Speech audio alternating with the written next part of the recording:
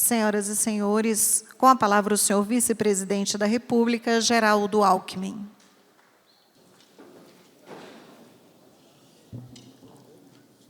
Bom dia a todas e a todos. Quero cumprimentar o ministro Rui Costa, ministro de Estado, chefe da Casa Civil, o ministro Valdez Góes, ministro de Integração e do Desenvolvimento Regional, saudar os governadores aqui presentes, a Raquel Lira, de Pernambuco, o Eumano de Freitas, do Ceará, Carlos Brandão, do Maranhão, vice-governador da Bahia, o Geraldo Júnior, o Gilmar Martins, representando o Estado da Paraíba, o Eric Elísio, representando o Estado do Piauí, o Jaime Calado, representando o Estado do Rio Grande do Norte, o José Luciano Filho, representando o Estado de Sergipe, as secretárias e secretários de Estado aqui presentes, Danilo Cabral, superintendente da Sudene, meu colega, governador Paulo Câmara, presidente do Banco do Nordeste, Décio Lima, diretor-presidente do SEBRAE, Tereza Campelo, diretora socioambiental do BNDES, José Ricardo Saceron, vice-presidente de governo do Banco do Brasil. Saudação aos ex-parlamentares, cumprimentando aqui o ex-deputado federal, Gonzaga Patriota. Amigas e amigos, acho que essa é uma reunião extremamente importante. O presidente Lula manda um abraço muito afetivo, caloroso, fraterno a cada uma e cada um de vocês. O Nordeste é uma prioridade do governo federal, do governo do presidente Lula, e a melhor maneira de promover o desenvolvimento e ter boas políticas públicas é através da parceria entre os entes federados, o governo federal, os estados e os municípios.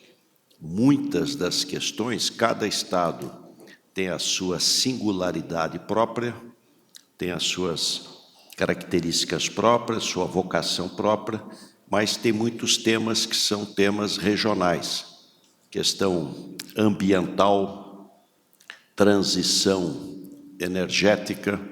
O Nordeste é hoje o grande polo de desenvolvimento da energia solar, eólica, limpa, renovável, petróleo e gás, agronegócio, o biodiesel. O presidente Lula voltou de 10% para 12%, irá até 15%, neoindustrialização, como é que a gente potencializa a indústria na região, logística, saneamento.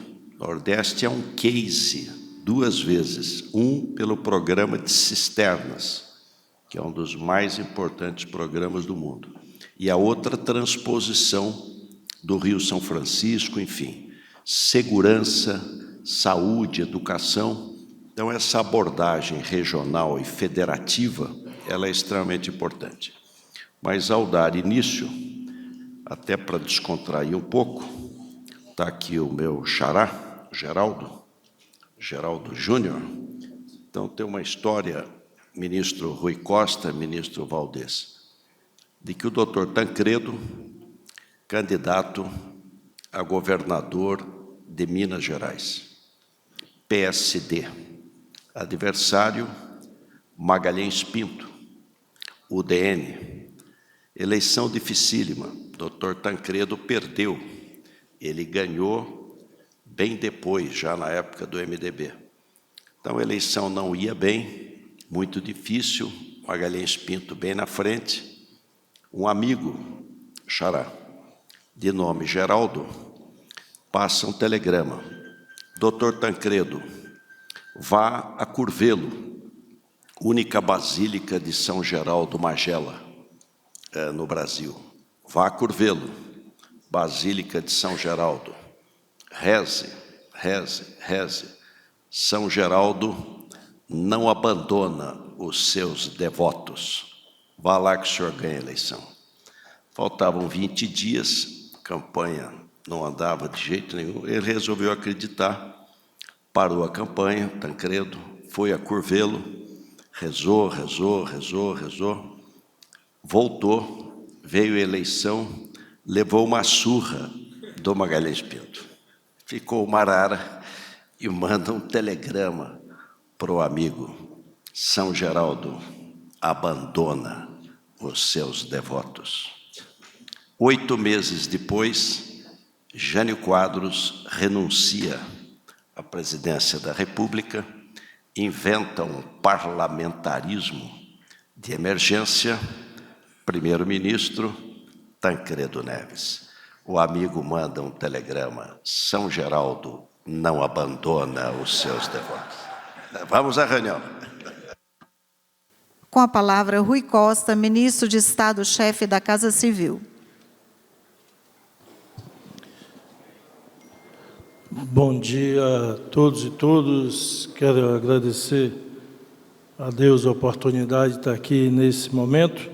Cumprimentar o vice-presidente Geraldo Alckmin, cumprimentar o ministro da Integração, Valdez Góes, que durante 8 anos esteve lado a lado com o Consórcio do Nordeste, conduzindo e ajudando nessa parceria do Consórcio do Norte com o Consórcio do Nordeste. Saudar os governadores Almano Freitas, do Ceará, Carlos Brandão, do Maranhão, a governadora Raquel Lira, de Pernambuco, o vice-governador da Bahia, Geraldo Júnior, o presidente do BNB, Paulo Câmara. Em nome deles, cumprimentar todos os secretários, secretárias, técnicos, técnicas, saudar o pessoal da imprensa. Primeiro eu quero, presidente, fazer um registro desse instrumento fabuloso que é o instrumento do consórcio.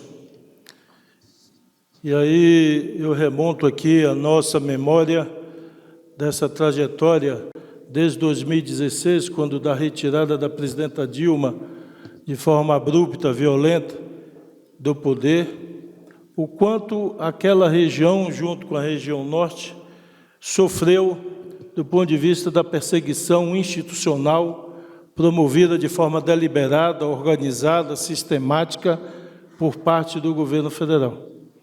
E esse instrumento, junto com o Consórcio do Norte, foi fundamental para a resistência daquela região, para instrumentalizar e criar alternativas para, inclusive, superar esse período trágico da humanidade, que foi o período da pandemia.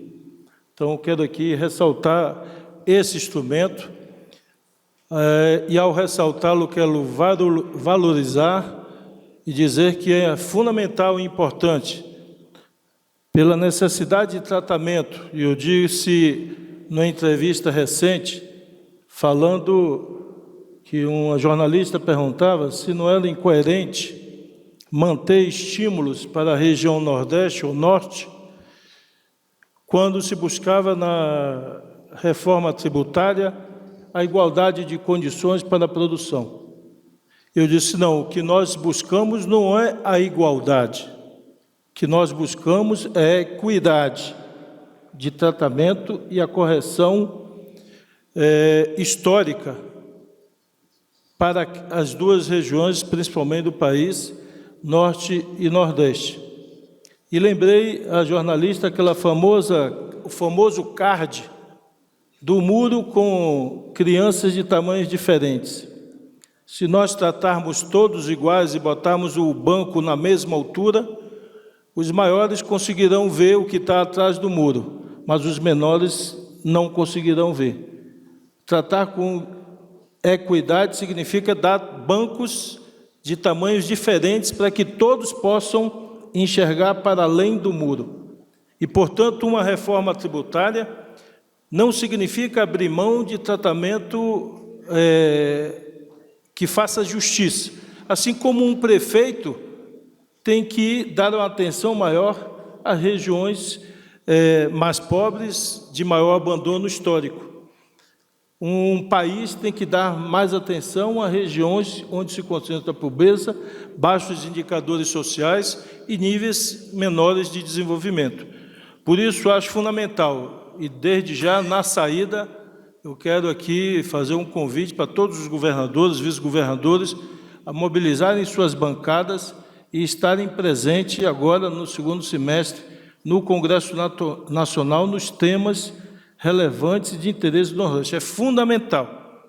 Nós vimos representantes, governadores de outras regiões presentes na votação, presentes fisicamente na votação da reforma tributária na Câmara dos Deputados. E é preciso que estejamos lá, na minha opinião, para garantir que a legislação saída do Congresso trate com equidade as regiões brasileiras e se garanta, portanto, reafirmar a importantíssima reforma tributária, mas também a fundamental tratamento que promova o desenvolvimento para o Norte, para o Nordeste, para o Centro-Oeste, para as regiões que precisam de estímulos e apoio para superar históricos indicadores sociais de pobreza, de exclusão, de violência. Segundo aspecto que eu quero abordar é que dia 11, próximo, está na agenda do presidente, o lançamento do PAC, que é o novo PAC, o novo Plano de Desenvolvimento do país, que contará e terá como ação basilar do PAC as ações voltadas para a transição ecológica, para a transição energética. E é inegável, como o vice-presidente já afirmou, como o Eumano afirmou, e todos têm conhecimento de uma vantagem competitiva, de uma vantagem comparativa bastante forte do Nordeste quando se fala de energia renovável. Então, isso será basilar no PAC. Nós criaremos instrumentos não só formais, institucionais, financeiros, de estímulos e de apoio a esse desenvolvimento, mas também continuaremos a promover os leilões, já fizemos os outros 2 próximos, um ocorrerá esse semestre, o outro no primeiro semestre do ano que vem, dos leilões de linhas de transmissão que estimulam e garantem esses investimentos, assim como já recentemente me reuni com o Eumano e o ministro das Minas e Energias, ultimando as medidas para que nós possamos sanear aquele cadastro de investidores que, buscando ter o benefício da energia eólica, preencheram sua intenção de investir, mas que muitos deles não materializaram e nem tomaram nenhuma iniciativa nesse sentido.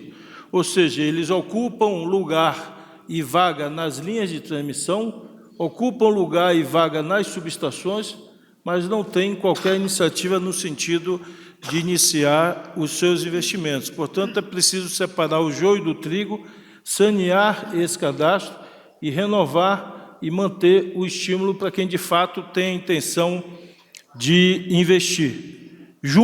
Eu remonto que, junto com o eólico solar e os projetos em desenvolvimento do hidrogênio verde, nós temos outros desafios, como a chamada margem equatorial, que pega desde do norte, do Amapá, mas também vai até a bacia do Rio Grande do Norte, com investimentos, pesquisa que a Petrobras vai manter, vai intensificar, porque ali acena-se com a possibilidade de ser um novo grande reservatório de gás e óleo para o Brasil. Temos a bacia de Sergipe, também com grandes possibilidades, e a Petrobras iniciando e vai planejar seus investimentos. E estamos discutindo seriamente com a Petrobras e com o Ministério das Minas e Energia a questão dos campos maduros, que são uma grande possibilidade de investimento, não para a Petrobras, pelo seu tamanho, mas de grande interesse para os pequenos e médios investidores, empresários, que querem e podem produzir, criando uma grande capilaridade econômica nos estados que têm campos maduros, como Bahia, Rio Grande do Norte e Alagoas, e podem, a partir daí, fazer a sua produção, como um projeto que o vice-presidente está conduzindo, junto com o ministro das Minas e Energia, da questão do gás para produzir. O PAC trará também um investimento forte na infraestrutura rodoviária do Nordeste, completando aquelas duplicações, iniciando outras de rodovias importantes, e as ferrovias.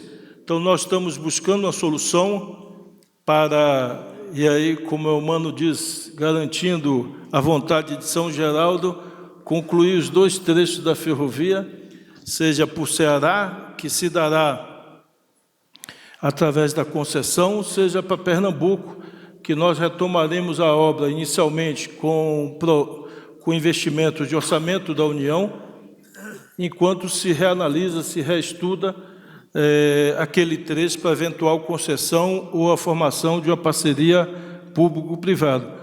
Assim como outros investimentos, como a conclusão da FIOL na Bahia, integrando com o Centro-Oeste brasileiro, e o presidente Lula, que comemorou há poucos dias, que foi concretizado, iniciado em seu governo, boa parte, mais de 90% dos investimentos, a chamada Norte-Sul, que está completa lá de São Luís do Maranhão até São Paulo, até o Porto de Santos. Ele deixará a passos largos, com vários trechos concluídos, ao final do seu mandato, a leste-oeste. E, portanto, criando as condições ferroviárias, e nós estamos projetando, presidente, no PAC, para esse período, o maior investimento em ferrovias já registrado na história do Brasil, num só período, através de investimentos com a iniciativa privada, para que a gente consiga reduzir o custo da produção, melhorar a logística e a competitividade do país. E eu quero aqui falar de outro ponto muito importante para o Nordeste, que é a infraestrutura hídrica. O presidente iniciou lá atrás e nós vamos completar nesse mandato e também constará no PAC. E aqui o ministro Valdez, que toca boa parte desse projeto, nós faremos essa conclusão desses investimentos, inclusive com os trechos e obras complementares, sejam de barragens, sejam de canais, sejam de adutoras, para completar o que a gente chama do Sistema São Francisco da transposição, que é mais do que um canal de transposição, um sistema completo de abastecimento de água, que vai da sua artéria principal para seus canais de distribuição, finalizando com adutoras, que vão estimular não só a garantia do abastecimento humano, mas também a possibilidade de criação e de produção em várias regiões do Estado. Mas nós queremos, eu quero deixar aqui registrado, que na largada do PAC nós possamos junto assinar um documento que garanta, e aí está tocando pelo secretário Marcos, uma gestão profissional desse grande sistema hídrico. Hoje o sistema, todos sabem, é operado de forma incipiente e pela complexidade desse sistema nós temos que ter uma operação profissional.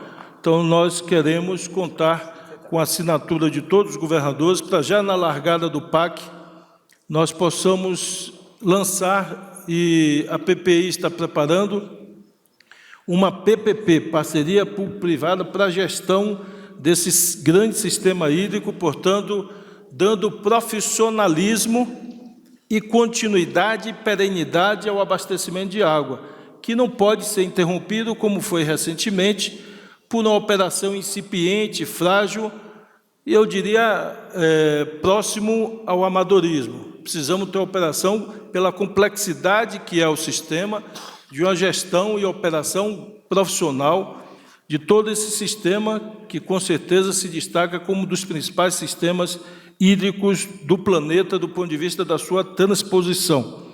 Mas quero ressaltar aqui, ao saudar o ex-governador de Pernambuco e presidente do BNB, Paulo Câmara, A orientação do presidente, ele me informava hoje, que mais tarde já vai estar com a AGU, a determinação do presidente que quer, e a expectativa otimista que ele tem com a gestão do Paulo, para que o BNB bata todos os recordes de investimento no Nordeste, seja para o pequeno, o micro crédito, mas também para grandes projetos, seja da iniciativa privada, e o presidente quer, de forma inovadora e inédita, abrir a possibilidade do BNB emprestar para os estados nordestinos para grandes projetos que seriam previamente pactuados entre os governadores e o governo federal, e que muitas vezes, pelas limitações legais, sejam do marco fiscal federal, seja do ponto de vista orçamentário, não pode ser feito diretamente, mas pode ser tocado ou pelo consórcio do Nordeste ou pelos estados. Então, nós estamos trabalhando, verificando qual instrumento legal para que a gente abra a possibilidade, o mais rápido possível, do BNB abrir financiamento aos estados brasileiros do Nordeste, que nunca foi feito historicamente, diretamente. E isso alavancaria outros projetos de infraestrutura capaz de subsidiar e dar robustez ao desenvolvimento do Nordeste. E, por fim, eu queria falar da importância e da necessidade da gente trabalhar de forma entrosada, articulada com o consórcio do Nordeste, com o consórcio da Amazônia, do Norte. Nós teremos a COP na Amazônia, e é preciso que a gente aproveite esse ambiente onde o mundo volta a olhar para o Brasil para focar na questão do turismo, que é um potencial natural do Nordeste. Nós estamos buscando intensificar, através do Ministério do Turismo, um diálogo com as companhias aéreas. Precisamos juntos e buscar, eventualmente, outras companhias aéreas em outros lugares do mundo, para que tenhamos voos de forma mais regular, mais acessível, entre os estados do Nordeste. Que muitas pessoas gostariam de ir a um estado do Nordeste, ir a um segundo estado, ou ir a um terceiro estado. E hoje, seja pelo preço, seja pela oferta, é quase proibitivo a pessoa fazer isso utilizando aviões. Estamos discutindo formas, seja no barateamento do combustível para a aviação, seja na oferta de voos, o desenvolvimento do turismo no Nordeste. Tive a oportunidade de conversar com o novo ministro do Turismo, onde eu pedi que ele buscasse os governadores aí de todas as regiões, mas aqui me dirigindo aos governadores do Nordeste, para fazer uma agenda, e aí eu peço uma atenção especial dos governadores, para qualificação e capacitação profissional para os serviços do Nordeste. É preciso que nós coloquemos os serviços num patamar e degrau superior ao que é ofertado hoje. E, para isso, entendo que é fundamental a qualificação e a formação de mão de obra no turismo, e aí eu quero deixar a sugestão dessa integração, desse diálogo maior do Ministério do Turismo, assim como do Sistema S, e aí eu me refiro ao SEBRAE, que pode, junto com as escolas técnicas dos estados, entrar para formar mão de obra, capacitar esses jovens para que, eventualmente, também sejam atores econômicos para o turismo e, eventualmente, para as outras áreas. E, por fim, quero renovar aqui o nosso pedido para o engajamento dos governadores para a questão do PAC no que se refere às ações na área social. Eu me refiro, particularmente, ao Minha Casa Minha Vida, que abre de forma mais direta a possibilidade da participação de municípios e de estados, seja na oferta de terrenos, na oferta de prédios públicos em centros históricos. Então, está de forma direta, aberta a possibilidade de que prédios possam ser retrofitados para servirem de habitação. O presidente Lula determinou um estudo detalhado da ministra Esther para as áreas de patrimônio da União possam ser ofertadas. Então, vocês podem ajudar na identificação, inclusive, não só das áreas ou prédios estaduais, mas também de áreas ou prédios federais, que a gente possa dialogar para ofertar para o Minha Casa Minha Vida, não só a faixa 1, mas a faixa de financiamento. Nós buscamos aumentar um pouco o subsídio para a faixa 2 e a faixa 3, para estimular que aqueles que estão no limite da faixa 1 e que desejam eventualmente ter uma casa melhor, um apartamento melhor, eles migrassem para o financiamento. E um estímulo como a cessão de um terreno, de um prédio, isso pode aumentar esse movimento porque no financiamento não tem limite de cota, portanto, nós podemos ampliar o número de famílias atendidas. Assim como na saúde e educação, eu acho que todos já estão mobilizados, mas nunca é demais lembrar a mobilização para concluir um sem número, quase 4.000 obras de educação paralisadas, 3.500 obras de saúde, mas também que a gente mobilize nos projetos e programas. Dia 31, quero deixar já o convite, o presidente Lula lançará o programa da Escola em Tempo Integral, para o qual ele vai antecipar recursos, também pela primeira vez será feito, para estados e municípios que queiram se comprometer já em 2024 em iniciar escolas em tempo integral. Então, para essas escolas serão antecipados recursos para preparação de material, de infraestrutura, de condições para recepcionar os alunos já em 2024, assim como a educação na idade certa.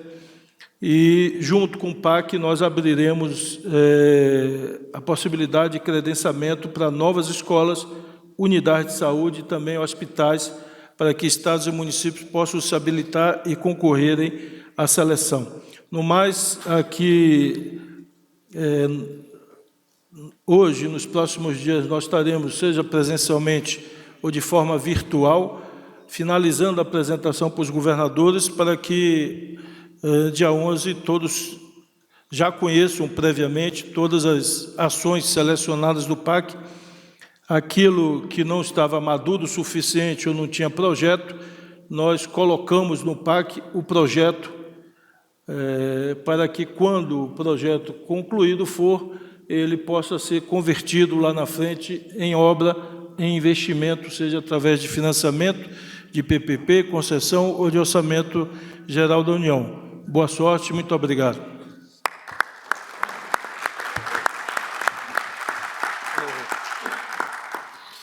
Com a palavra, Wellington Dias, ministro de Estado do Desenvolvimento e Assistência Social, Família e Combate à Fome.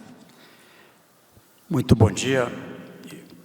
Eu quero comemorar aqui esse encontro e saudando aqui o nosso vice-presidente da República, também nosso ministro, Geraldo Alckmin, esse grande brasileiro, tem aí um trabalho extraordinário com o presidente Lula, ministro Rui Costa, ministro Valdez Góes, saudar aqui a todos os estados presentes, todas as áreas, saudando aqui a nossa querida governadora Raquel Lira, governador Elmano Freitas, estava ali recebendo a primeira-dama do Ceará, estava lá no Ministério e com a nossa equipe apresentando a experiência extraordinária lá do Ceará Sem Fome. O governador Carlos Brandão, também aqui presente, o meu querido Danilo Cabral, da Sudene, aqui saudar aqui em nome da minha querida Tânia Bacelar, que me alegra revê-la, e também a Tereza Campelo, saudar aqui todas e todos os presentes. Primeiro, o desenvolvimento do Nordeste, eu acho que ganhou um instrumento importante, que foi essa ideia do consórcio Nordeste. Eu acho que nós temos, de um lado, as estruturas de governo, e normalmente elas, com o tempo, terão o seu fortalecimento, é esse o desejo do presidente Lula, a Sudene, o Banco do Nordeste, o DENOX, ou seja, a CHES, todas as estruturas que temos ali na região. Mas eu diria que a ideia do consórcio, meu querido vice-presidente Geraldo Alckmin, sabe que o Rui Costa foi o primeiro presidente, eu tive o privilégio de ser o seu sucessor, lá mais atrás lá também o nosso querido João Azevedo, Paulo Câmara, enfim. Então, quero agradecer por essa experiência. Trabalha com câmaras técnicas, e aqui câmaras temáticas, aqui o Gabas, né, que trabalha na executiva, e quando a gente organiza as câmaras temáticas, a minha grata surpresa, é possível uma integração extraordinária do setor público, do setor privado, com um grau de experiência e de conhecimento, não é, que a gente não pode desperdiçar. Então, quando a gente trabalha uma câmara temática para discutir o social, para discutir o turismo, para discutir a infraestrutura, para trabalhar a educação, a segurança, a saúde, a agricultura, né, a indústria, ou seja, qualquer área, e a gente consegue reunir, né, desde as academias, né, com experiências extraordinárias, as áreas de pesquisas, junto com as diversas áreas dos vários níveis de governo, dos municípios, dos estados, do governo federal ali na região, mais o setor privado, né, é um resultado, né, extraordinário. Então, eu queria recuperar aqui essa memória. Durante esse trabalho, nós chegamos a trabalhar com 18 temáticas, onde cada estado coordenava 2 áreas destacadas.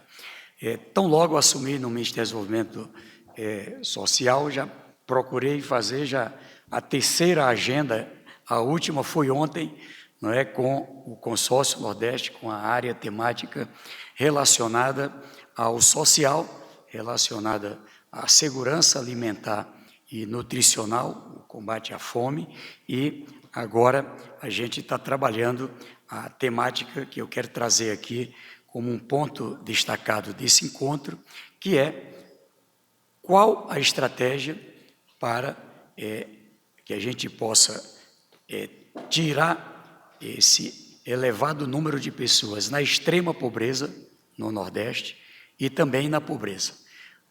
Ou seja, podemos comemorar desenvolvimento em educação e temos o que comemorar. Eu acho que o Nordeste avançou muito nestas 2 últimas décadas, especialmente.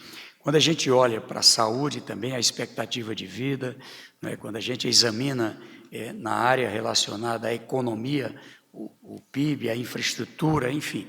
Mas é preciso ter um olhar para a pobreza, especialmente a pobreza extrema. Ela cresceu no Brasil, não é? E ela é muito forte no Nordeste. O Nordeste ainda tem aqui grandes desafios nessa área. E sabemos nós, a extrema pobreza e a pobreza, ela não se resolve apenas naturalmente com o crescimento econômico. Se não houver uma mão firme, planejada, se não houver uma forma de organização, as oportunidades surgem. Como o desemprego cresceu muito, né, eu digo, a informalidade cresceu muito, tanto relacionada ao emprego como ao empreendedorismo, aqueles e aquelas que ficaram fora do emprego conjuntural ocupam esses espaços, porque já tem mais experiências. Então, fiz eu acho que 2 agendas com o Consórcio Nordeste, meu querido Rui Costa, e aqui a proposta e que tal se a gente trabalhar um foco no cadastro único? Qual é a vantagem do Brasil? O Brasil não tem uma pesquisa sobre a pobreza, sobre a extrema pobreza. Mesmo o IBGE, ele vai a cada 10 anos, às vezes passam mais de 10 anos, como agora. Aqui é um cadastro vivo, que eu sei qual é a realidade daquele município ontem, tá certo? Como é que foi o dia de ontem, lá no município de Tauá, no Ceará, ou em qualquer município do Nordeste ou do Brasil.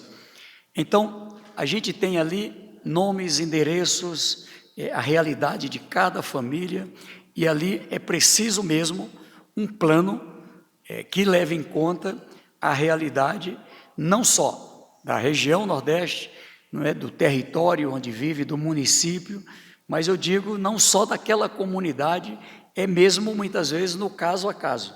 Então, por isso, eu acho que há necessidade da gente ter uma integração de várias redes já existentes.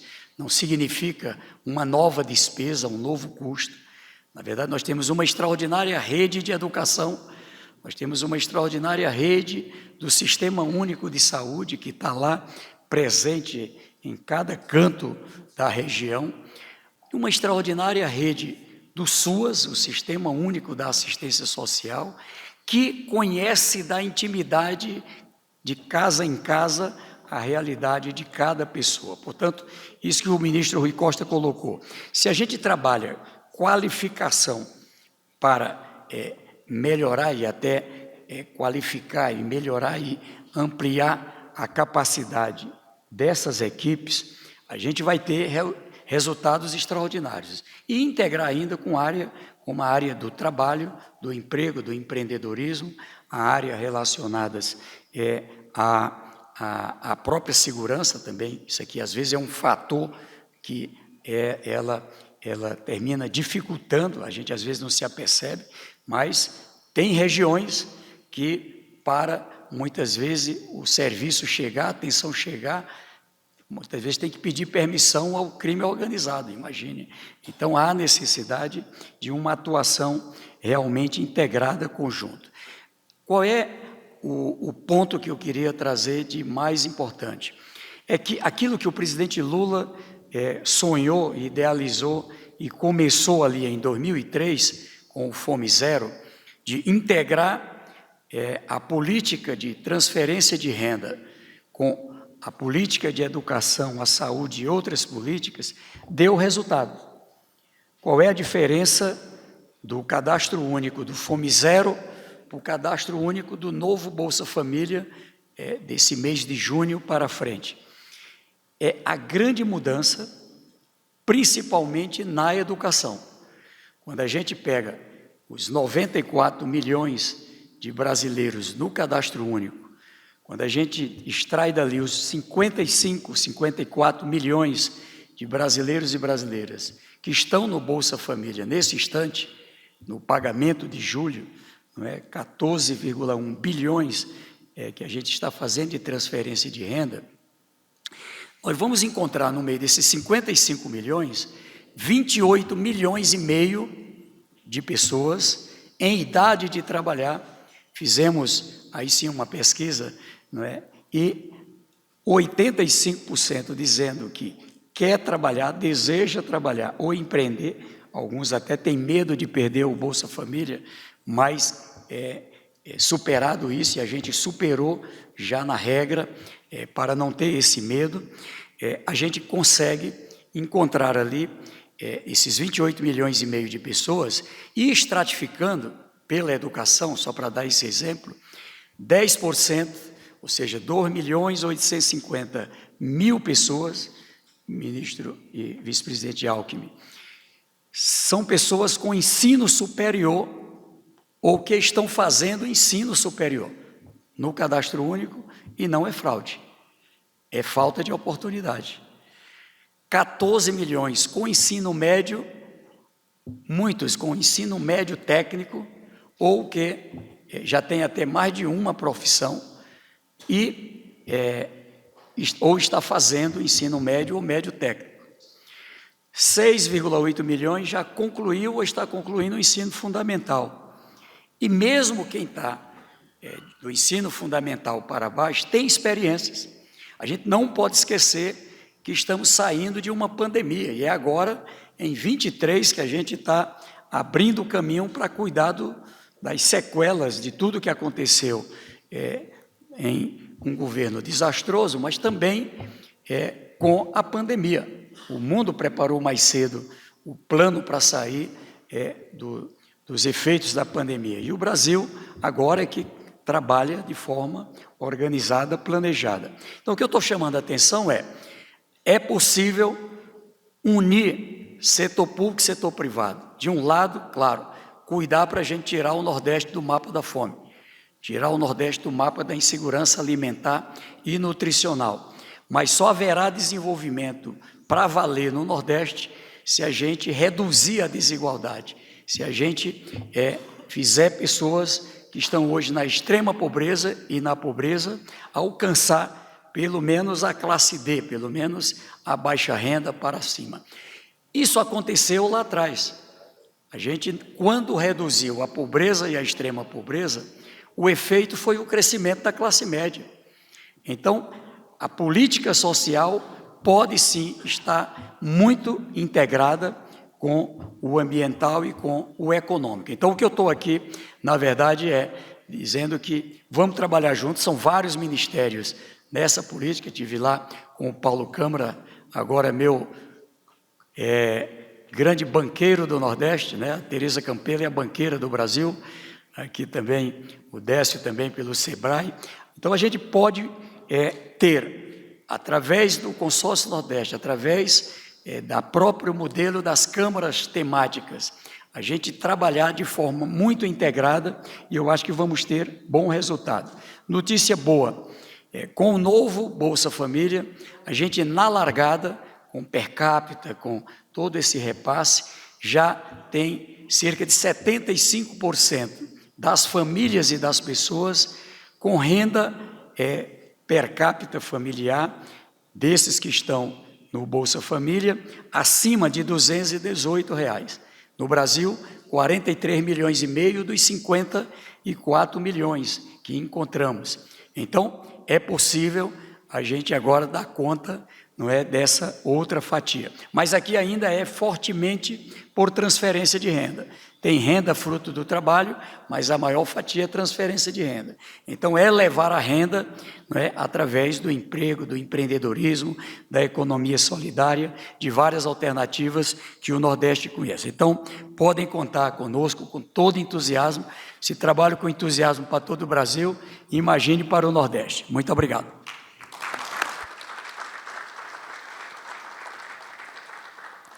Com a palavra, Valdez Góes, ministro de Estado da Integração e do Desenvolvimento Regional. Muito bem. Bom dia a todas as pessoas aqui presentes. Cumprimentar carinhosamente o vice-presidente Geraldo Alckmin e já parabenizá-lo por todo o desempenho aí, não só como vice-presidente da República, mas como ministro de Estado, numa agenda tão cara, tão importante para o país, que é a agenda industrial, que por tanto tempo ficou esquecida, desmobilizada, enfraquecida, e que agora ganha muita força, né, com o presidente Lula, com o vice-presidente Alckmin, toda a equipe aqui coordenada pelo nosso querido Rui Costa. Saudar os colegas Rui e Wellington Dias e também, igualmente, parabenizar o ministro Rui Costa, que tem emprestado toda a sua experiência de coordenação para essa agenda cansativa, exaustiva, mas necessária, e que só muito engajamento, determinação, resiliência tem sido capaz de dar já a virada no primeiro ano de governo, no primeiro semestre de governo, na devolução ao povo brasileiro aquilo que estava sendo retirado e, principalmente, na garantia dessa expectativa de que o Brasil vai se reposicionando para o mundo e para si mesmo, com o devido respeito que sempre deveria nunca ter perdido, seja na democracia, na agenda de combate à pobreza, no compromisso com o clima, que o presidente Lula, em poucos meses, reposicionou o Brasil e pode ser o grande protagonista do Brasil e o presidente, com todos aqui que o assessoram, nessas agendas que são muito faladas no mundo, mas, às vezes, com iniciativas não tão assim, na prática, né, consolidada. E ele tem cobrado muito incansavelmente isso.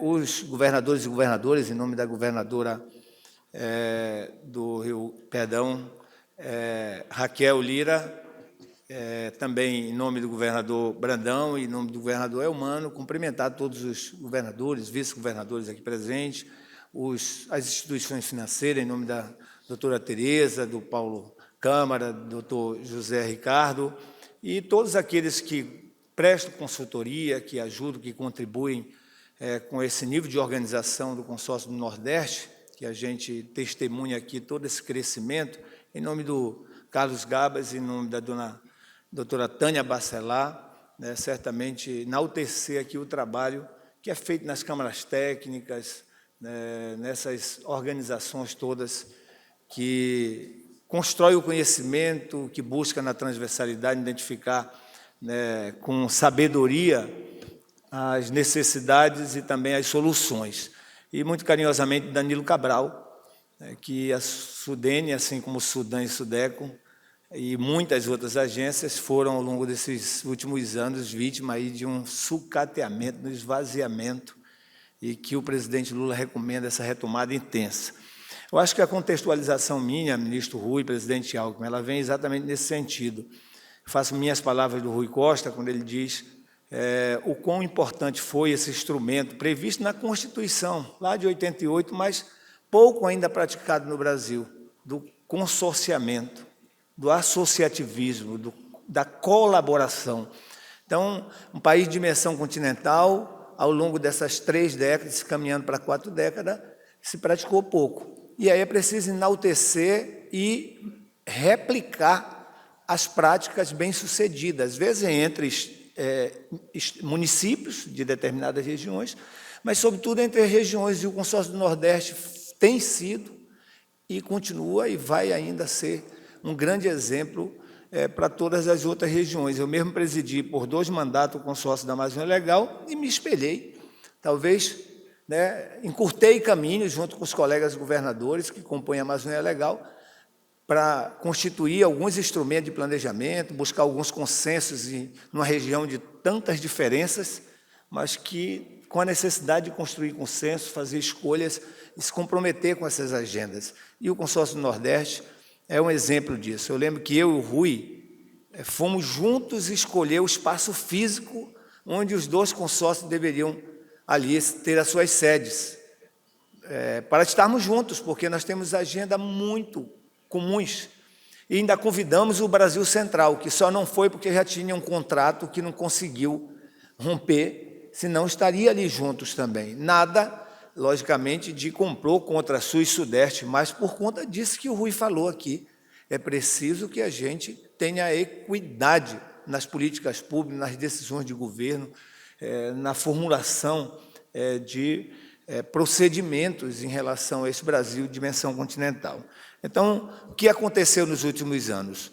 Um Nordeste altamente eficiente nesse nível de colaboração, de consorciamento, cada vez mais, fez os enfrentamentos necessários, e, por outro lado, um governo virado de costa, perseguindo os governos estaduais, perseguindo o consórcio e enfraquecendo as agências de desenvolvimento. Foi isso que a gente viveu nos últimos 4, 6 anos. Quer dizer, por um lado, a região se organizando e buscando cada vez mais foco, consensuar suas agendas, e, por outro, o governo central fazendo perseguição cirúrgica, muitas das vezes, em cima dessas iniciativas. Eu sei o que o Rui sofreu, os ataques públicos, né, de desconstrução permanente do Nordeste, e como da Amazônia, que a gente tinha que se rebelar, ser vozes sempre contrárias àquelas posições. Então, foi isso que aconteceu. Agora, é uma situação diferente. Quer dizer, nós estamos todos do mesmo lado. Alguns pensamentos, algumas formulações que são diferentes, que é natural no processo democrático, mas a gente está todo do mesmo lado.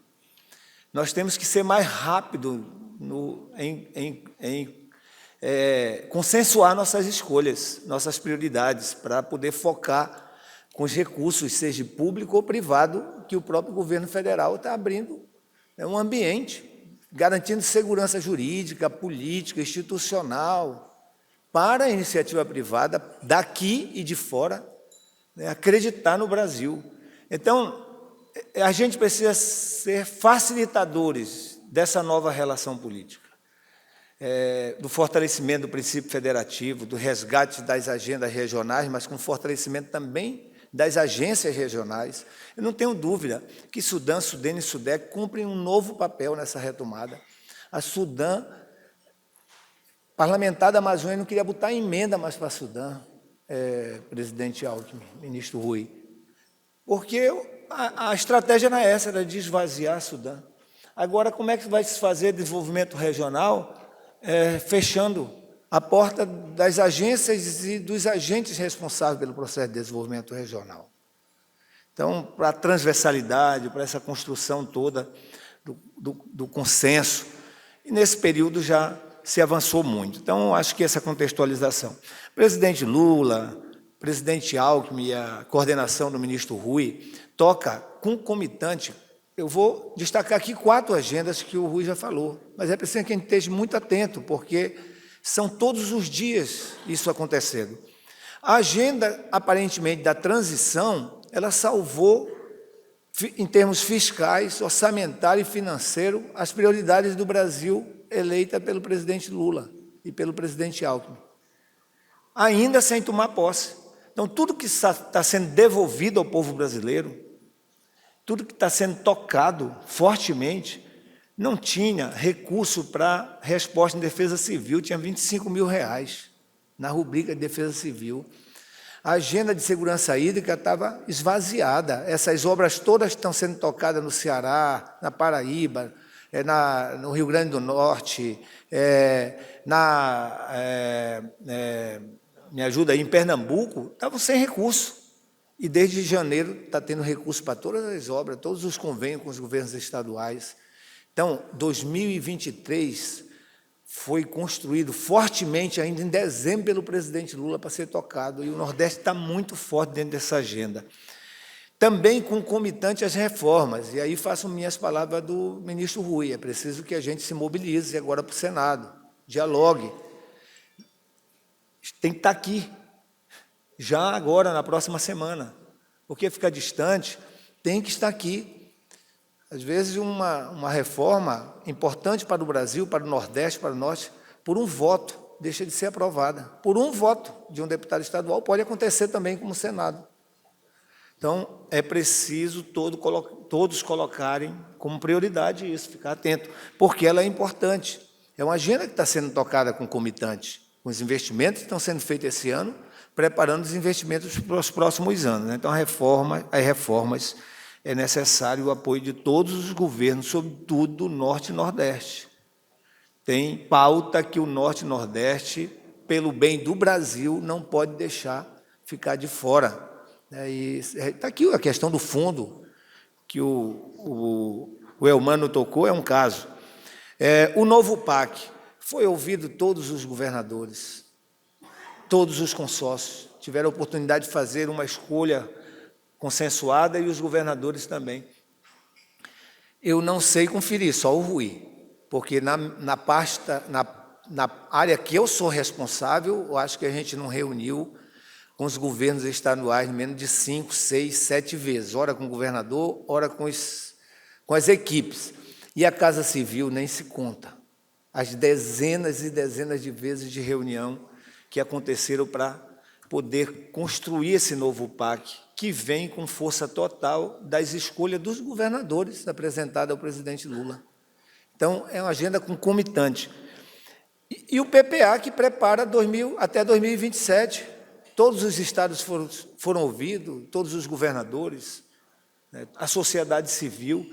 Então, essas 4 agendas, por si só, que são macro, mas que dizem respeito ao novo governo, o compromisso com o princípio federativo, com respeito, né, com a recomendação que o presidente faz, que o presidente Alckmin faz, que o ministro Rui faz. Olha, eu quero a equipe nossa lá na base, dialogando com os prefeitos, com os governadores. Então, não tenho dúvida que está reposicionado essa repactuação federativa. É preciso que a gente facilite, de um lado, o governo federal. Se a gente tem que, na transversalidade, unir as agências pelo desenvolvimento regional, não tem outro caminho. Sudã, bancos, né, Denox, Codevasf, onde for cada região, se unir para dialogar bem com os governos. Porque se essas agências regionais federais não estiverem cumpridoras dessa obrigação, não vão agir na velocidade que devem agir com o consórcio do Nordeste, por exemplo. E, por outro lado, o consórcio do Nordeste também muito focado nas suas escolhas prioritárias.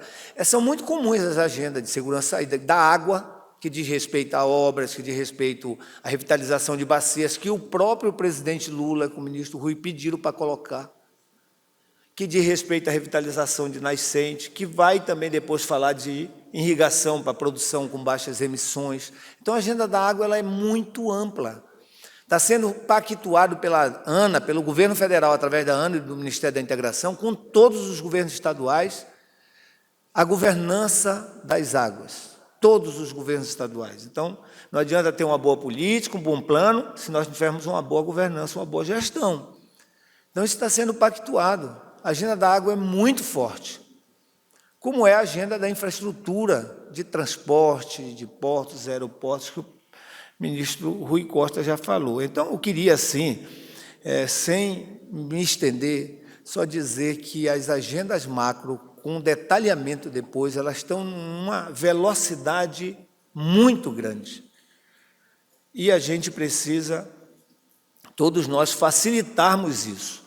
Eu discuti, Rui, por várias vezes, eu vou só tocar nesse assunto, porque ele é necessário que a gente agora pense um pouquinho mais rápido e ação também do que nós estávamos pensando, mas a questão da governança de toda essa agenda, dos investimentos que já foram feitos e do que será feito em relação à segurança hídrica, tá? Que é a questão do PISF, que passa pelo PISF, mas são vários ramais e virão mais o mesmo número de obras aí e de recursos. Se já investiu 13 bi, vai vir mais 13 bi, e os estados também estão investindo aí mais de 10 bi. A gente está falando de uma agenda de mais de 40 bilhões de reais que não pode não ter governança. Não ter governança daquilo que já foi investido e a gente está lançando, né? Então, e governança não é jogar a bola um para o outro cuidar, é a gente pactuar junto que vamos cuidar. Os órgãos de controle precisam tomar conhecimento que o governo federal com os governos estaduais pactuaram a governança dessa agenda. Então, nós tínhamos feito várias reuniões com as secretarias de segurança hídrica, e eu mesmo fiz umas 3 com os governadores. E tiramos um indicativo de assinar esse acordo no final deste ano, talvez janeiro. Só que está fora do tempo. Isso não diz respeito a essa realidade nova que nós estamos vivendo no Brasil. Essa velocidade e essa corrida comprometida com a agenda do desenvolvimento humano, que passa por tudo isso que a gente está falando. Então, nós precisamos antecipar. O Marcos com o Eduardo estão ali, assessores do Rui Costa e da minha assessoria, com um novo acordo pronto, bem diferente daquele que já foi encaminhado para os estados, mas que dá essa segurança e dá definitivamente esse aceno para a sociedade de que nós estamos comprometidos conjuntamente com a segurança hídrica e com a governança do que já foi investido e do que será investido. Então, é bom depois submeter aos 4 colegas, né? Eu falo aqui ao Jaime, que está representando o Rio Grande do Norte, ao Gilmar, que está representando, né, a Paraíba, a minha querida governadora Raquel e ao nosso querido Elmano, porque se nós pudermos ainda no dia de hoje ter até uma reunião, né? Logo em seguida, eu estou à disposição, vocês conhecerem, porque é prioritário. Lançar o PAC dia 15, que essa parece o que o presidente Lula e o ministro Rui estão colocando aí com possibilidade de agenda, nós pactuarmos isso antes, dá uma garantia e uma sinalização muito sólida de que todos os investimentos já feitos e que serão feitos em relação à água, à segurança hídrica, para consumo humano e para a produção e para cuidar das nascentes, realmente está pactuado definitivamente entre o governo federal e os governos estaduais. Tá? Não faltarão investimentos para ampliar o bombeamento, para revitalizar os problemas que tem no bombeamento. Então, isso está sendo feito, tanto que a gente já foi lá ligar a bomba para voltar a bombear a EBI 3. A segunda bomba está sendo já iniciado o processo de revitalização. O novo PAC vai trazer a duplicação do eixo norte. A modelagem que o BNDES vai trabalha numa perspectiva de estruturar uma modelagem que futuramente garanta o bombeamento de 100% daquilo que foi projetado no projeto, por isso que vem revitalização de bacias. Então, eu também faço esse comentário aqui, porque a gente está preparado com a coisa bem dentro da realidade que os estados vinham também pedindo ao governo federal, para nós pactuarmos em relação à governança e gestão sustentável do PISF, naquilo que cabe agora e naquilo de futuro. O BNDES é o responsável. A gente confia no BNDES, com a participação de todos, que faça uma boa formulação de uma gestão compartilhada, patrocinada, inclusive, do Programa de Integração de São Francisco e seus acessos. Obrigado.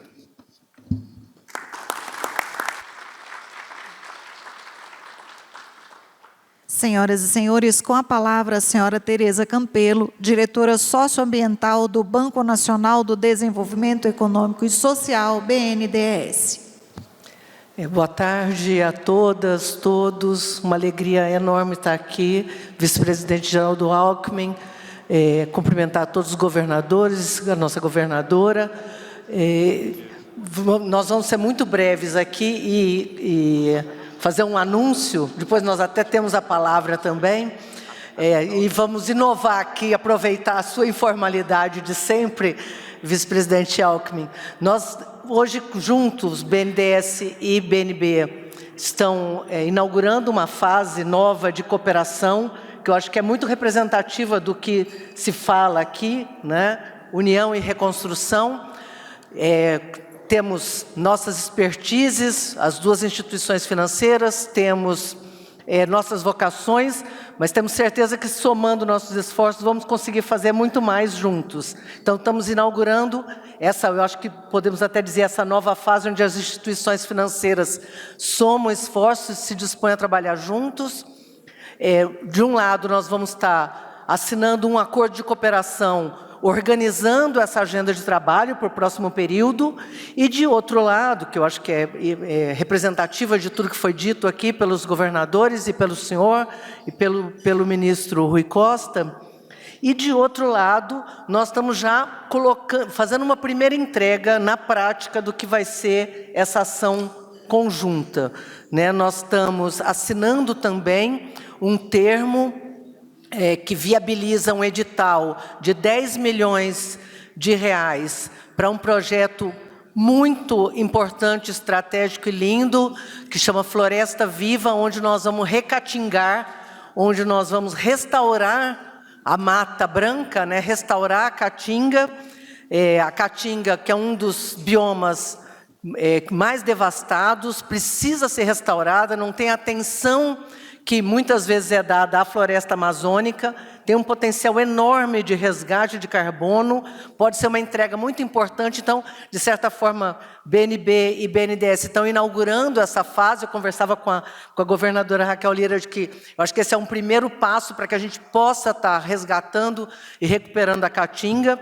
Então, esses 10 milhões, 5 milhões do BNDES e 5 milhões do BNB, imagino que seja um primeiro passo para a gente iniciar esse processo de restauro ecológico da Caatinga.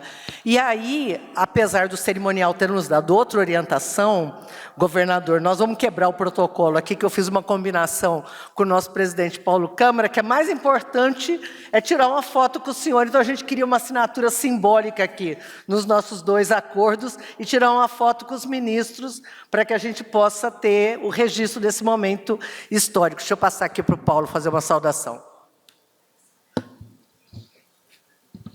Não, só agradecer e dizer da nossa satisfação de poder estar contribuindo realmente com ações concretas dentro da deliberação que o presidente Lula nos deu, junto com o vice-presidente Alckmin, para que a gente tivesse realmente uma condição de harmonia entre as instituições públicas, trabalhassem conjuntamente e pudessem tirar do papel ações fundamentais para o Brasil ser reconstruído. E nessa área, como a que nós estamos assinando hoje, vai em encontro a isso. Nós vamos fazer um trabalho importante na recuperação de biomas da região Nordeste, em favor realmente da sustentabilidade da nossa região e do nosso país. Então, muito obrigado aí pela oportunidade de estar aqui hoje.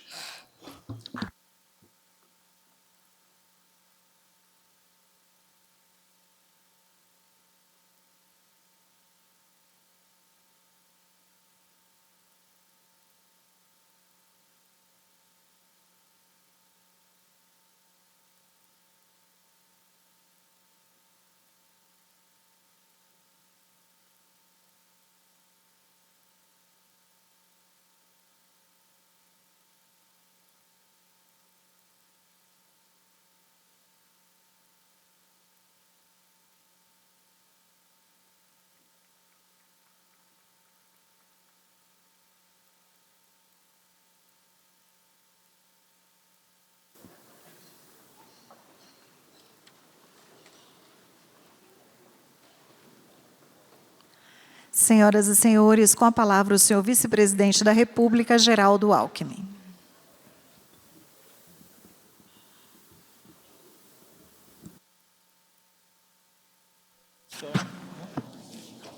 Olha, só dar uma boa notícia aqui. O FMI revisa a projeção de crescimento da economia brasileira. Projeção elevada de 0,9% para 2,1%.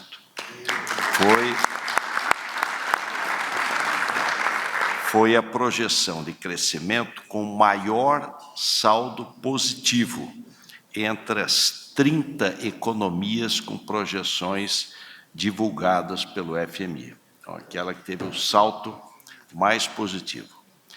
Segunda boa notícia, a agenda de classificação de risco, Fitch, acaba de elevar o rating do Brasil de BB- para BB, em razão do desempenho macroeconômico e fiscal que superou as expectativas. Então, é a nossa tese aqui de ministros que já foram governadores, que governador e governador dá sorte também, né? Um abração aí. Senhoras e senhores, Pois não? Senhoras e senhores, está encerrada a primeira parte do seminário Desenvolvimento Econômico, Perspectivas e Desafios da Região Nordeste. Convidamos todos os presentes a servirem a mesa de buffet. Eu agradeço aqui tanto ao governador Eumano e também aqui ao nosso querido mediador aqui, o Décio Lima e a Tereza, mas saudando aqui o Saceron, saudando aqui o Paulo Câmara, saudando aqui em nome do Gabas aqui e do Gilmar, saudar aqui todos e todas aqui que participam desse fórum. É só para colocar o seguinte, me alegra muito aqui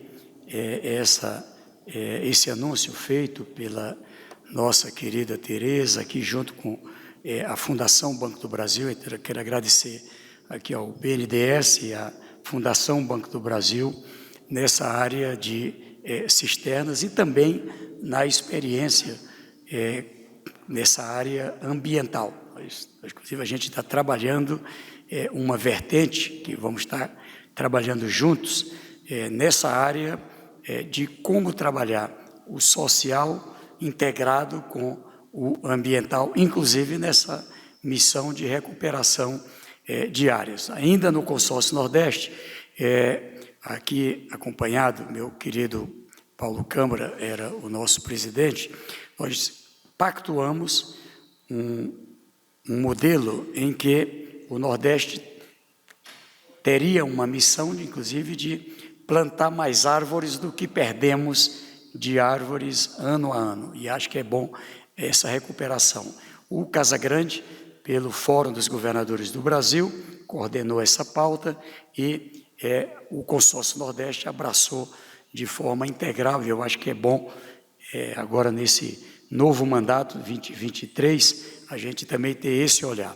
Das cisternas, a gente tem uma meta colocada pelo presidente Lula para o MDS, para a gente investir esse ano, já com recursos garantidos, 562 milhões de reais, na perspectiva de aproximadamente 50 mil cisternas, a maior parte no Nordeste, aí próximo de 50 mil, outra parte na Amazônia e outra parte muito pequena, mais uma região do Rio Grande do Sul, que agora está tendo secas consecutivas e, em alguns lugares, aplicado esse modelo como experiência para a gente também analisar o resultado. Eu queria, na verdade, aqui agradecer pela oportunidade e aqui já me coloquei à disposição do consórcio, aí com o nosso presidente João Azevedo, com todos os governadores, aqui coordenado pelo governador Eumano, e o Gabas e toda a executiva, para que a gente possa prosseguir nesse trabalho para um plano Nordeste e um plano por Estado. Eu acho que tem as particularidades de cada Estado e vamos ter bons resultados. Muito obrigado.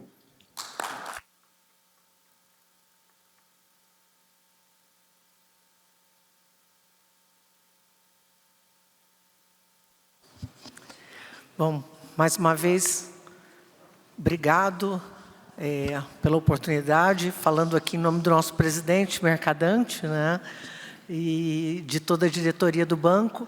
Uma alegria estar aqui. De certa forma, a gente está invertendo a pauta, né? Como financiar o desenvolvimento, né, professora Tânia?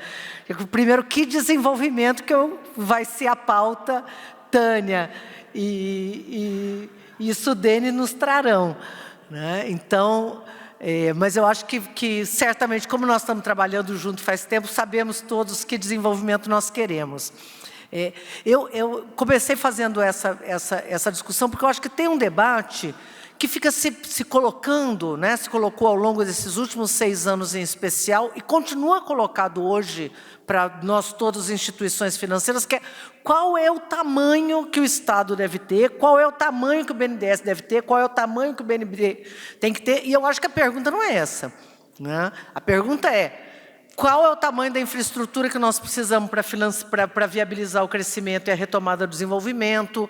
Qual é o tamanho da infraestrutura que nós precisamos para garantir que a gente faça a transição verde que o Brasil precisa? Qual é o tamanho do investimento social que nós precisamos? E, frente a isso, qual é o tamanho que as instituições financeiras têm que assumir, né, para garantir que a gente possa retomar uma importância da formação bruta de capital fixo, aí falando como economista, mas do investimento público e privado, né, para garantir a retomada do crescimento, sem o qual não vai acontecer, né? Muitos achavam que o setor privado puxaria o desenvolvimento. Nós vimos que isso, de fato, não aconteceu. Eu acho que nós agora estamos apostando no modelo correto, que é somar investimento público e investimento privado, e em muitos lugares o investimento público puxando o investimento privado, para que a gente possa, de fato, garantir a retomada do crescimento. Então, esse olhar, financiamento para o desenvolvimento, eu vou me colocar muito nessa perspectiva do que caberia, né, a uma instituição como o BNDES, né? E eu acho, né, primeiro isso, que se tem um papel do setor público, né? Hoje a gente estava com o ministro Rui aqui, falando do novo PAC, falando dos investimentos que estão sendo organizados, também se questionava muito o papel do governo federal, né, como um ator, né, promotor desse desenvolvimento, da infraestrutura e tudo mais, e dos estados, né? Eu olhei os dados recentes de financiamento dos estados brasileiros. Se a gente comparar o que aconteceu de 2003 a 2015, comparar o que aconteceu a partir de 2016, os bancos públicos no Brasil abriram mão de financiar os estados brasileiros. Praticamente desapareceu o investimento, o fomento ao investimento para os estados brasileiros. Quer dizer, de certa forma, as instituições públicas federais viraram o gargalo para impedir que os estados contribuíssem, né? Que eu acho que todos temos que contribuir aí para esses investimentos necessários ao Brasil. O Brasil tem um nível de desigualdade gigantesco, uma carência de infraestrutura gigantesca, e nós temos que avançar, e os estados têm um papel importante nisto, né? Se a gente olhar o BNDES, de 2008 a 2015, era em torno de 10 bilhões de reais por ano que o banco investia. Caiu a menos de 500 milhões de reais, governador Eumano, que é uma vergonha. No ano de 2020, um ano estratégico dramático, foi 0 o investimento.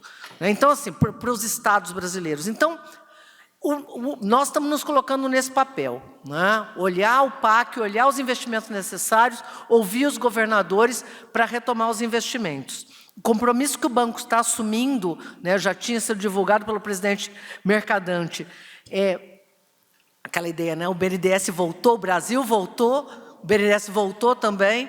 Nós estamos com 30 bilhões disponíveis para investir nos estados brasileiros. Queremos que isso aconteça da melhor forma possível, a mais qualificada. Os recursos que estão disponibilizados são recursos muito competitivos, muito vantajosos, né? chega a 34 anos as linhas de financiamento que nós estamos abrindo para os estados, portanto, né, em linhas especiais que nós achamos que são estratégicas, como a área de saneamento, como algumas áreas de economia verde, chega a 34 anos. Então, esses recursos são recursos competitivos. Nós construímos um rito simplificado para ajudar os estados a acessarem esses recursos.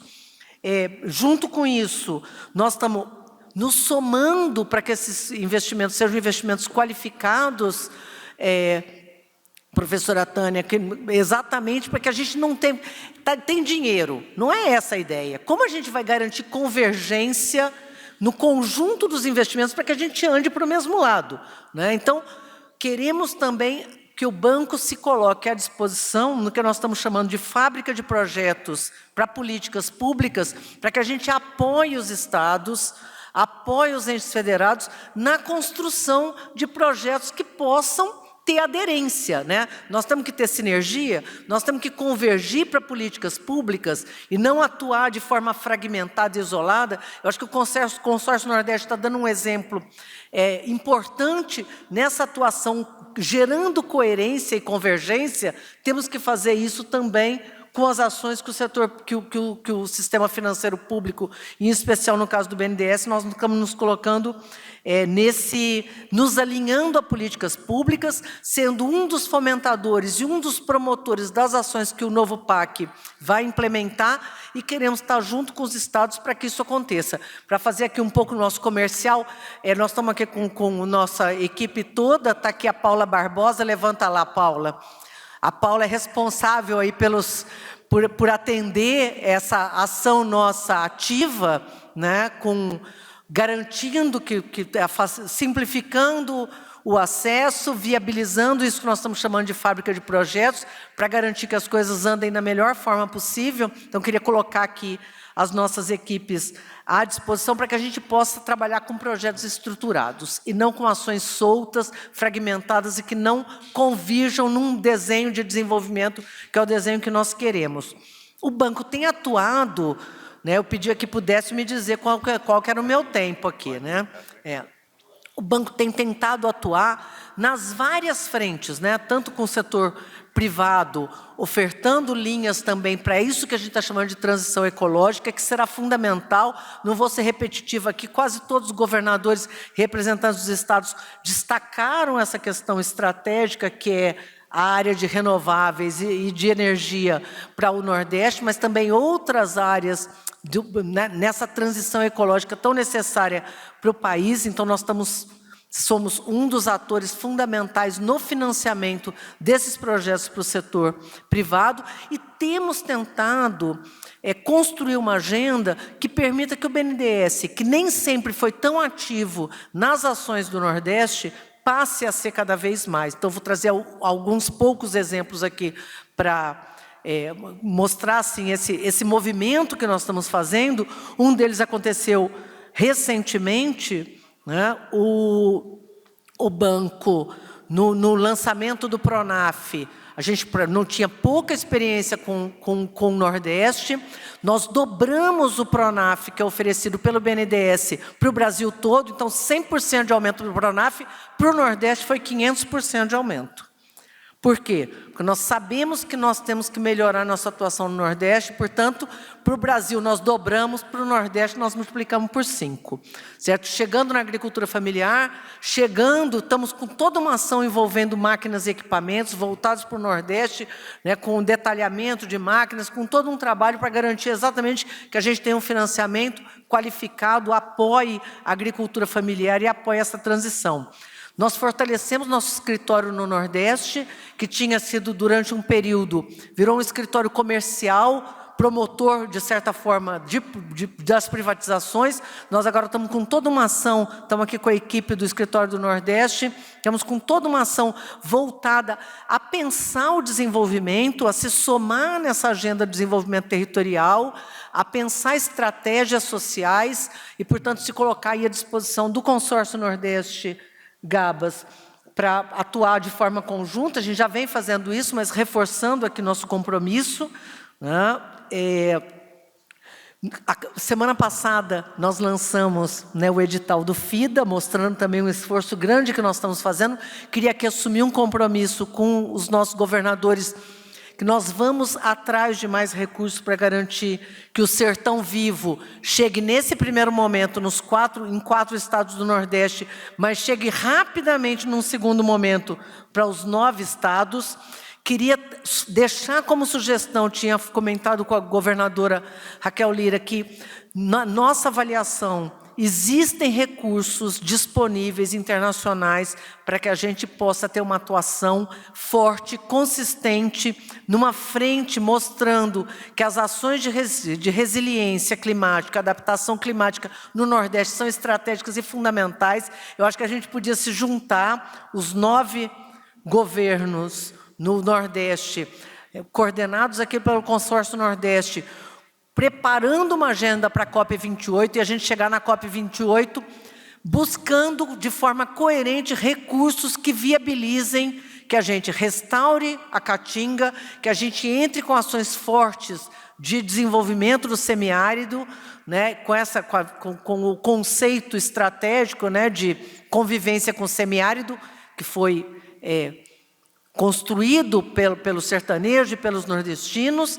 mas que a gente avance mostrando que esse conceito é um conceito aderente à agenda de mudanças climáticas. Portanto, eu acho que é estratégico a gente conseguir aderir a essa discussão e ir atrás de recursos. Existem recursos disponíveis e a gente quer se colocar à disposição para estar atuando internacionalmente, buscando recursos em parceria com vocês. Então, assim, uma alegria ter participado aqui. Só para não esquecer o mantra, né, histórico aqui desses últimos 8 meses do BNDES, nós falamos muito das vantagens, o governador Eumano, inclusive, abriu falando disso, das vantagens comparativas e competitivas do Nordeste, rico em sol, rico em território, inclusive em proximidade, né, com o território europeu, com a América do Norte e assim por diante. Portanto, vantagens, né, de vento, de sol, de território e assim por diante. Com essa taxa de juros, certo? Nós anulamos quase todas as nossas vantagens competitivas. Nós precisamos nos unir, nós estamos no 8º mês, ninguém aguenta mais nesse país uma taxa de juros exorbitante como nós estamos vivendo. Então, se nós estamos discutindo projeto de desenvolvimento para o país, uma das agendas que nós temos que estar abraçando, ou ela elimina nossas vantagens competitivas no Nordeste, é exatamente que a gente possa batalhar para ter recursos num custo que garanta que a gente de fato possa ser competitivo e fazer a transição ecológica, a transição necessária, a transição energética tão necessária ao país. Obrigado. Obrigado, ministra Tereza Campelo.